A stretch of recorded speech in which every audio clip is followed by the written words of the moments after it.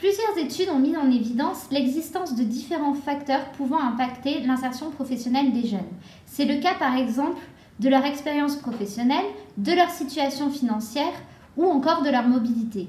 La catégorie socio-professionnelle des parents peut également jouer un rôle, tout comme les politiques actives du marché du travail. On peut toutefois distinguer des facteurs plus spécifiquement rattachés au cas marocain, tels que le milieu de résidence.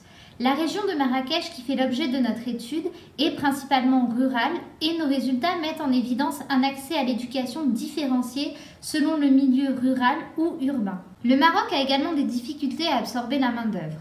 En effet, le secteur public était jusque dans les années 90 le principal employeur de la main-d'œuvre qualifiée. Or, ces emplois sont devenus plus rares. Il est donc optimal d'investir dans l'éducation, car outre le fait que l'éducation soit un facteur déterminant dans l'insertion professionnelle, c'est une problématique centrale au Maroc qui connaît d'importantes difficultés dans ce domaine. Nous pouvons distinguer trois principaux motifs d'abandon des études. Le motif pour raison financière, la lassitude et les résultats insuffisants des élèves. Un des résultats les plus intéressants de notre étude est que 60% des jeunes abandonnent involontairement leurs études. Ce chiffre est particulièrement élevé en milieu rural puisqu'il concerne 67% des élèves. Nos résultats permettent également de mettre en évidence au Maroc des motifs d'abandon scolaire différents selon le lieu de résidence. Ainsi, les jeunes filles en milieu rural subissent plus souvent la décision de leurs parents quant à leur poursuite des études. L'éloignement de l'école est également un motif important d'abandon en milieu rural au Maroc.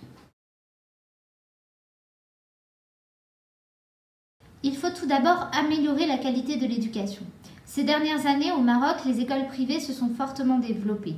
Or, la qualité de ces écoles est contestable et le prix élevé des écoles privées renforce les inégalités entre les familles aisées et les familles modestes. La qualité de l'éducation concerne non seulement le contenu, mais également l'encadrement des élèves. Par exemple, la langue d'apprentissage pose certaines difficultés aux élèves au Maroc. En effet, le français est considéré comme une langue étrangère, mais il devient une langue d'enseignement pour les filières scientifiques et économiques, ce qui peut poser certaines difficultés aux élèves et contraindre leur orientation. Il faudrait également favoriser l'orientation des élèves vers des filières où il existe des débouchés, que ce soit dans l'enseignement général ou professionnel. Cela pourrait constituer une motivation pour eux à poursuivre leurs études. Enfin, le développement de passerelles permettrait de favoriser les réorientations et de lutter contre les abandons scolaires. Nos résultats concernant l'abandon involontaire des études soulignent l'existence d'une marge de manœuvre importante pour les pouvoirs publics.